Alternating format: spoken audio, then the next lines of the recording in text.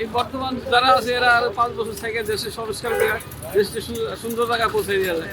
এখন যারা নির্বাচন দেয় তাদের তার ব্যক্তি স্বার্থের জন্য নির্বাচন চাইতেছে, তাদের ব্যক্তি স্বার্থ উদ্ধার করার জন্য, দেশের জন্য তারা চায় না, দেশের মঙ্গল চায় না।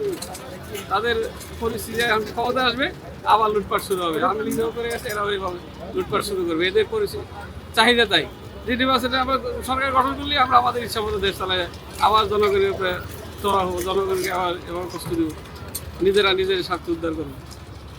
এই তাদের পরিকল্পনা, আর কিছু না। তাহলে তাদের এত নির্বাচন করে তাদের এত ব্যস্ত হওয়ার দরকারটা কি? তারা আরও এই সরকারি সহযোগী করে তার দেশকে যদি সুন্দর অবস্থায় এটা তারপরে নির্বাচন হয়, তারাও ভালোভাবে দেশ চালাইতে পারবে। এখন যে পরিস্থিতি, এই পরিস্থিতি তারা এসে যে ভালো চালাইতে পারবে এমন কোনো গ্যারান্টি দিতে পারবে, তারা নিজেরও গ্যারান্টি দিতে পারবে, ঠিক কিনা? এটা সবাই বুঝতেছে পরিস্থিতি। আর সাধারণ মানুষ যারা কেউ চায় না এখন নির্বাচন, চায় না এই পরিস্থিতি, নির্বাচন কেউ চায় না। সবাই চাইতেছে এই সরকার আরও দীর্ঘমেয়াদী হোক, দেশটাকে একদম ভালোভাবে সুন্দরভাবে সাজায় গুছাই দিয়ে যাবে।